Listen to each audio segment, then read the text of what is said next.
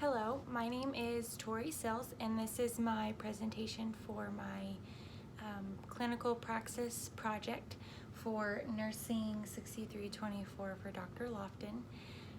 I had a presentation put together on my laptop, but it is not showing up for this video, and due to me being at home, I don't have any way to show it. So I'm just gonna have to talk and show my materials that I have for this project. So my project was over nutrition in breast cancer patients receiving chemotherapy. I found as I work in an oncology clinic with a lot of breast cancer patients, and I found that there was a problem with nutrition and proper education for those patients. A lot of patients would ask our physician, our medical oncologist, what changes they should make to their diet, what recommendations the doctor would recommend for them during their treatment and even after. And a lot of the times the answer was basically don't change your diet, don't make any drastic changes, and eat what you can. So basically, not a whole lot of information for the patient to take home with them. And breast cancer patients, especially women going through treatment, they really need more than that. And so we have a resource for them that they can go to, but it's a center that is not always available for them Monday through Friday. And a lot of the times they have to make appointments to meet with a dietitian.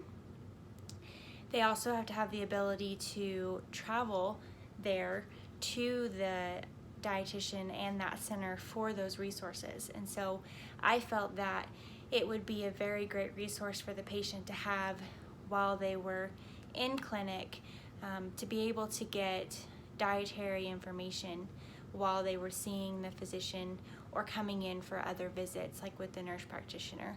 So I decided that I was going to try to make a pamphlet of information of dietary recommendations and maybe some sample meal plans for our breast cancer patients on chemotherapy. This does not include our metastatic breast cancer patients. This would only be recommendations specifically for patients that are of curative intent. Metastatic patients are on such a long course of treatment that they would probably require other dietary and nutrition recommendations, and so this is specifically for breast cancer curative patients on chemo. So I did quite a bit of research on nutrition. One of the things I did do was a 30-credit continuing education course on nutrition, and through that course I found so much information about nutrition and the importance and the value that it places not only while patients are receiving chemo, but also as a preventative measure before they get cancer and even after, to help prevent it from recurring. I did lots of research. The American Cancer Society found that nutrition can play a role during treatment, in that it can help actually reduce their side effects.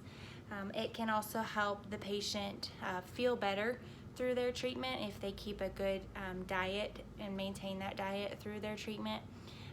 They also tolerate the treatment better. They can keep their strength and energy up significantly more than patients that don't set or follow dietary guidelines. It can also help lower their risk of infection, and there are specific dietary recommendations for neutropenia that can also help reduce those. That's not something that I included in part of the recommendations, but it is something that they included for patients. Let me log on to my computer here and go through my presentation.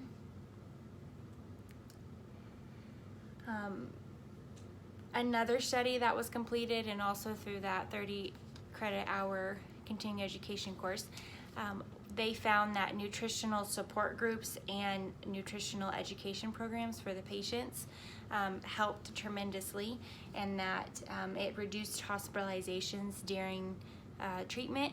It also reduced side effects, and it created a better quality of life for the patient during their treatment. So the common side effects based on treatment and everything that can affect nutrition is nausea and vomiting, diarrhea, constipation, fatigue is a big one, taste and smell changes, and mucositis, and then early satiety. So all of these can occur in breast cancer patients. It just depends on what kind of chemotherapy they receive and what they're going to experience. Different chemos have different side effects and therefore have different effects on their nutrition. So it's some advantages of nutritional interventions.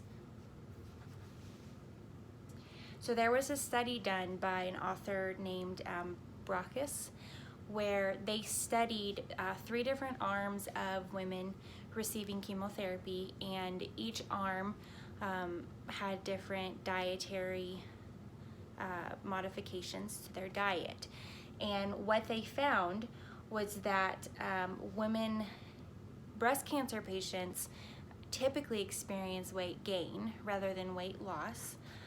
A lot of the times during treatment, they're getting steroids that makes them gain weight, and then even after treatment, a lot of breast cancer patients are put on endocrine therapy, meaning we're suppressing their hormones, so then a lot of them gain weight because of that. We're essentially putting them into menopause, and a lot of breast cancer patients are gain weight rather than lose weight like you would expect for chemo. Some can experience weight loss, but a lot of them will also potentially experience weight gain, and a lot of them aren't prepared for that, because your typical thing when you think about chemotherapy is, I'm going to lose this weight, I'm going to lose my hair, I'm going to be tired all the time, and so a lot of those do come into effect, but weight gain was found in this study to be a big factor. And they also found that the women that were in the nutritional arms felt that they benefited from that. And so the conclusion of the study was that women benefited from chemotherapy or nutritional modifications and support groups. So nutritional programs do play a vital role in cancer patients and their treatment. Many times patients seek medical care that's an integrative approach, so meaning that we're not just taking care of their cancer, but we're taking care of their nutrition status, their emotional status, everything, all encompassing. And they also, I'm going to do a quote by the authors of the oncology book that I read through my continuing education, because I felt like it very well summed up the importance of nutrition. The role of the integrative oncologist may equate cancer to a weed and the patient to a garden, to make the garden soil as inhospitable to growth and spread of the weed. So nutrition is important in not only side effects during treatment, not having to lower dosing during treatment, but also later on and preventing that cancer from coming back. So my goal for this project were to create like a standard dietary recommendation and sample meal plan for breast cancer patients. Like I said earlier, I identified the problem of there not being a process for patients at risk for nutritional issues. There was not a process for screening patients during treatment.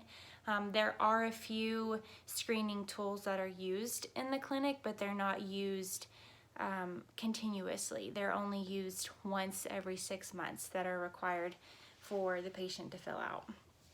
And then there's no resources within the clinic that for the patients for nutrition. So I'm going to go through and show you the nutrition pamphlet that I created for the patients.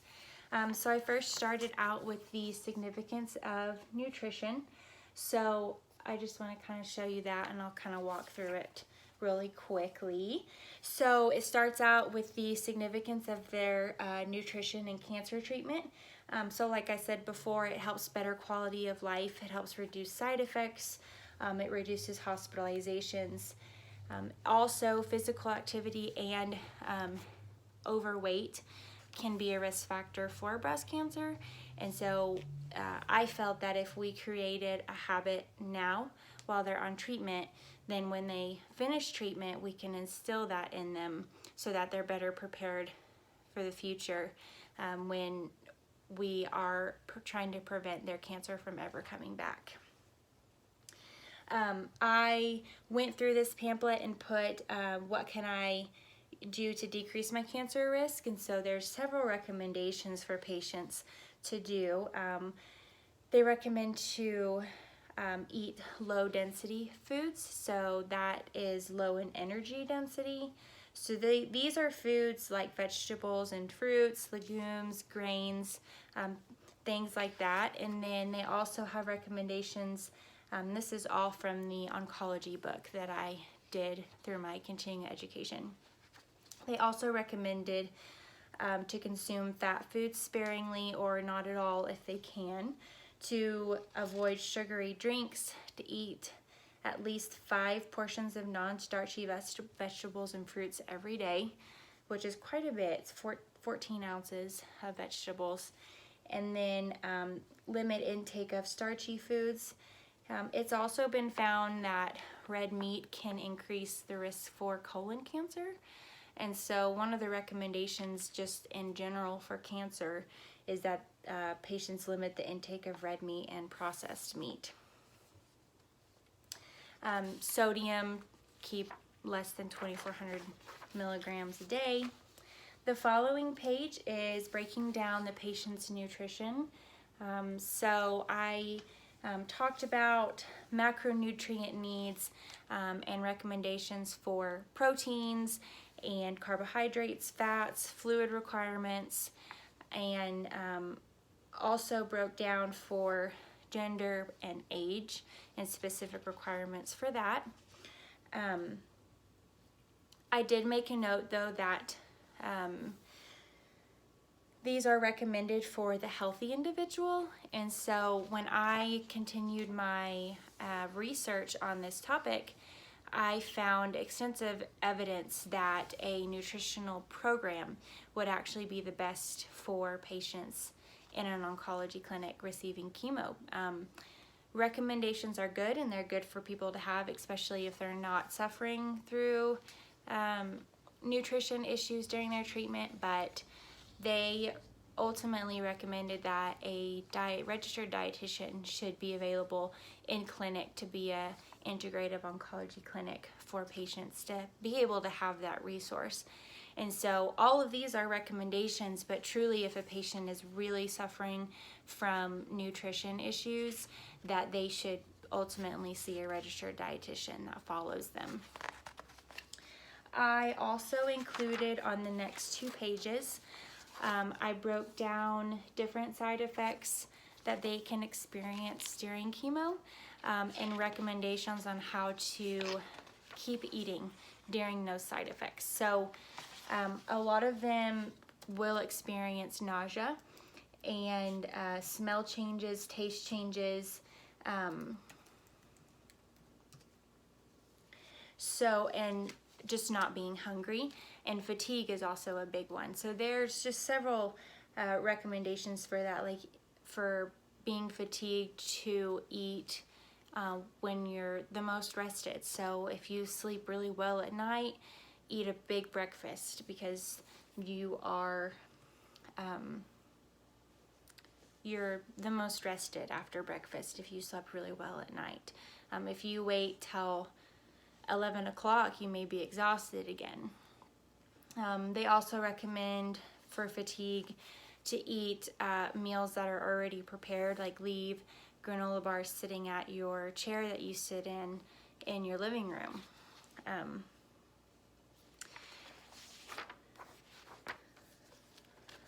The following page is about specific chemotherapy agents, monoclonal agents, and biological therapies that are associated and that can be used in breast cancer, and kind of typically what side effects that they're going to experience with those specific drugs.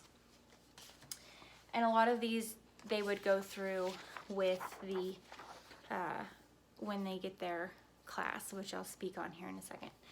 I included supplements in this because we get asked all the time what supplements should be taken. Can we take supplements? Ultimately, there are some studies that have been done for certain supplements.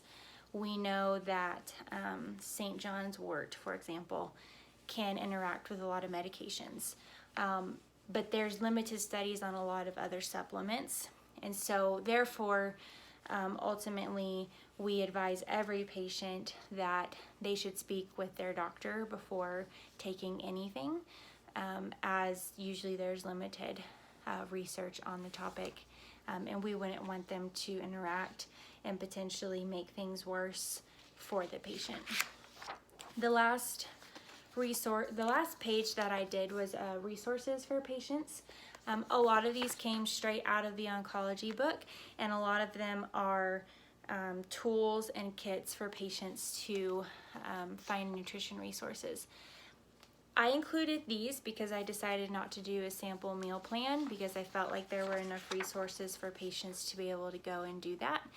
And for a meal plan, I feel like that's something that a dietitian should do if they're truly experiencing that much issues with their nutrition. The other thing that I included was implementation steps and the process for implementing this project within the clinic. My suggestion would be to introduce this, first see the patient, and on initial assessment do a full nutrition assessment, which I included on this page, which is very extensive. It asks for their food and nutrition history, like food allergies, all of their like BMI, height, weight, if they've experienced any changes, grip strength, skin fold measurements, everything like that. And then also monitoring lab work and physical findings. After this is done, the step 2 is to coordinate with the oncologist about their treatment plan. And then from there, we know what side effects they may experience, and then therefore can teach them better about how they can help their nutrition during treatment. Step 3 would be this informational packet given in their chemo class, which is done by the nurse practitioner, where they get information about their treatment, what side effects they're going to experience, and how we can help them with that. Step 4 would be to screen patients every time they come in to see the physician, or with every 2 to 3 weeks with treatment. So essentially every time they come in, the patients should be screened for their nutrition status. And then step 5 would be to just obtain information on the patient's weekly food intake, hydration status. They could keep a food log to see how they eat, when they eat, and see what changes need to be made. Step 6 would be if they needed further evaluation, to refer them out to a nutrition specialist, registered dietitian. And then step 7 would be to continue monitoring them throughout their treatment. There are different screening tools that can be used, and those are all included in this project implementation. But ultimately, if a patient is truly needing nutrition help, a registered dietitian should be something that they are referred to, and that should be available really truthfully in an integrative oncology clinic. So that is my project.